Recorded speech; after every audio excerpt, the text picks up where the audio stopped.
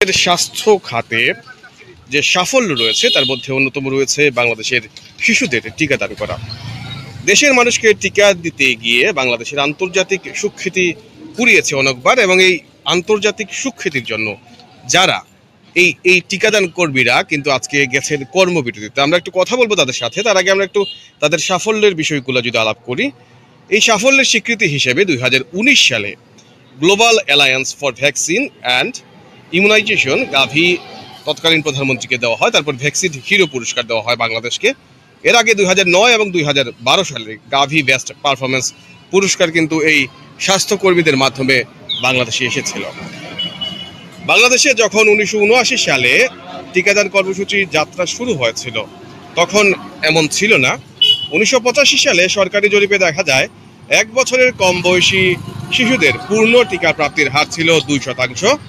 সময়ের পরিক্রমায় আন্তর্জাতিক এবং নানা সংস্থার কারণে এবং আমাদের এই টিকাদান কর্মীদের অক্লান্ত পরিশ্রমের কারণে একটা সময় চলে আসে যে 82%, এবং বর্তমানে প্রায় পোলিওর মতো অনেক রোগ বাংলাদেশ থেকে একদম বিলুপ্ত হয়ে গেছে। আমাদের এই স্বাস্থ্য বিভাগের এই যে যারা টিকাদান কর্মী আছেন, যারা টোটাল যে বডিটা রয়েছে, তাদের মাধ্যমে কিন্তু আজকে বাংলাদেশে টিকাদান কর্মসূচির এই সফলতার কারণেই কিন্তু বাচ্চাদের আজকে পোলিও রোগ হচ্ছে না, এবং বিভিন্ন ধরনের ভ্যাকসিনেশন প্রোগ্রামের কারণে বাংলাদেশের মানুষ আজকে তারা রয়েছেন সেফ জোনে। আমরা যদি দেখি তাহলে দেখা গেছে যে তাদের যে কর্মসূচির যে দাবি, যে তৃণমূল পর্যায়ে স্বাস্থ্যসেবার জন্য কর্মরত সহকারী স্বাস্থ্য পরিদর্শকের দাবিকৃত নিয়োগ বিধি সংশোধন, ইন সার্ভিস ট্রেনিং এবং 14তম গ্রেডে আপগ্রেডেশন সহ তারা বিভিন্ন দাবি করছেন। সেই দাবি দেওয়া নিয়ে আমরা একটু তাদের সাথে এই দাবি আমাদের মানতেই হবে। আমরা অনেকদিন ধরে এই আন্দোলন করে যাচ্ছি, কিন্তু তার কোনো ফল পাচ্ছি না। তারা শুধু আশ্বাসই দিয়ে যাচ্ছে, কিন্তু এর বাস্তব দিক আমরা কোনো কিছুই খুঁজে পাচ্ছি না। আমাদের প্রথম দাবি হচ্ছে নিয়োগ বিধি সংশোধন, দ্বিতীয় দাবি হচ্ছে শিক্ষাগত যোগ্যতা স্নাতক বা সমমান যুক্ত করা, তৃতীয় দাবি হচ্ছে চতুর্দশ বা 14তম গ্রেড প্রদান, চতুর্থ দাবি হচ্ছে ইন সার্ভিস প্রশিক্ষণের মাধ্যমে আমাদেরকে 11তম গ্রেডে উন্নীতকরণ, 5 নম্বর দাবি হচ্ছে টেকনিক্যাল পদমর্যাদা দান, 6 নম্বর দাবি হচ্ছে পদোন্নতির ক্ষেত্রে ধারাবাহিকভাবে পরবর্তী উচ্চতর গ্রেড প্রদান। এই আমাদের 6টি দাবি। টেকনিক্যাল কাজ করতেছি, কিন্তু টেকনিক্যাল পদমর্যাদা আমরা এখনো পাইনি। আজকে দীর্ঘ 22 বছর যাবৎ আমরা এই আমাদের এই যৌক্তিক দাবি না মানলে আমাদের কর্মবিরতি চলমান থাকবে। মোহাম্মদ ফরিদুল ইসলাম, সভাপতি, সুনামগঞ্জ সদর উপজেলা। আপনারা জানেন বাংলাদেশ হেলথ অ্যাসিস্ট্যান্ট অ্যাসোসিয়েশন 2015 সাল জন্মলগ্ন থেকে আমাদের দাবি নিয়ে আন্দোলন হচ্ছে। তৎকালীন প্রধানমন্ত্রী 1998 সালে বাংলাদেশ মাঠ কর্মচারী অ্যাসোসিয়েশনের মহাসমাবেশে উনি ঘোষণা দিয়েছিলেন বাংলাদেশের সকল স্বাস্থ্য সহকারী যে প্রাণের দাবি ছিল, সেই দাবি কি ছিল? টেকনিক্যাল পদমর্যাদা। তৎকালীন প্রধানমন্ত্রী সেই মহাসমাবেশে আমাদেরকে ঘোষণা দিয়েছিলেন, আমাদের টেকনিক্যাল মর্যাদা দেওয়া হলো, কিন্তু আজ 27 বছর হয়ে গেল সেই ঘোষণার আজ পর্যন্ত আমরা বাস্তবায়ন হতে দেখি নাই। আমরা বারবার আন্দোলন করেছি। আপনারা জানেন 1918 সালে আমরা আন্দোলন করেছি। আমরা 2018 সালে আমরা আন্দোলন করেছি 2 দিন।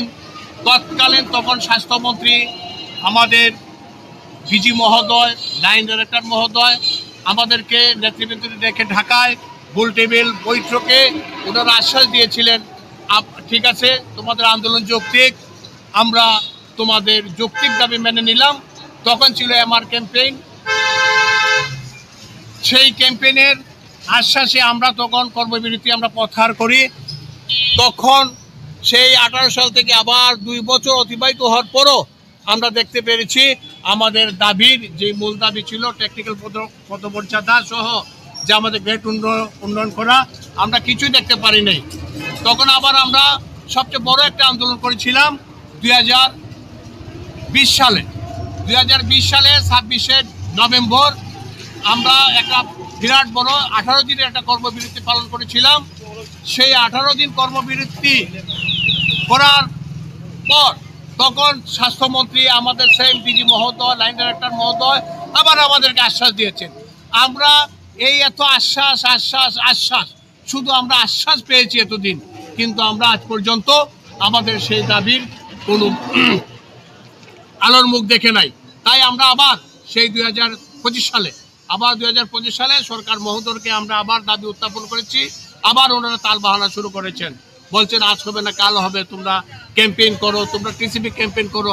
আমরা একের পর এক কিন্তু বাংলাদেশ সরকার এবং বাংলাদেশ স্বাস্থ্য বিভাগকে আন্তর্জাতিক মানের বিভিন্ন পুরস্কার আমরা অর্জন করেছি।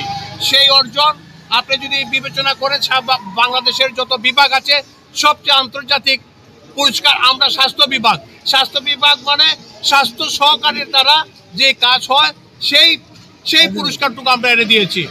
আমরা 1 তারিখ থেকে অক্টোবরের 1 তারিখ থেকে আমাদের দাবি না মানা পর্যন্ত আমাদের এই আন্দোলন চলবে। যতক্ষণ পর্যন্ত আমাদের দাবি না মানা হবে আমরা সারা বাংলাদেশের স্বাস্থ্য সহকারীরা অবস্থান নিয়েছি। ইনশাল্লাহ আমরা আবার সুনামগঞ্জ সদর থেকে জানান দিতে চাই, যতদিন পর্যন্ত আমাদের দাবি না মানা হবে আমাদের আন্দোলন চলবে। ধন্যবাদ ভাই, আপনার কথাগুলো শুনলাম। দর্শক, আমরা যে কথাগুলো বলতে চাচ্ছি যে বাংলাদেশের পরিপ্রেক্ষিতে যে কয়টি ডিপার্টমেন্ট আছে তার সেই ক্ষেত্রে স্বাস্থ্য বিভাগের যে ভূমিকা বাংলাদেশকে আন্তর্জাতিক পরিমণ্ডলে একটা অবস্থানে নিয়ে যাওয়ার এবং বারবার পুরস্কার পাওয়া, সেই ক্ষেত্রে স্বাস্থ্য বিভাগের যে মূল সোলজার্স যারা বলে, মূল মানে যে কর্ম অনুঘটক যারা বলে, তারা হচ্ছেন এই স্বাস্থ্য সহকারীরা এবং যারা মাঠে কাজ করেন। আশা করছি সরকার মহোদয় বিষয়টি বিবেচনা আনবেন। ধন্যবাদ সবাইকে।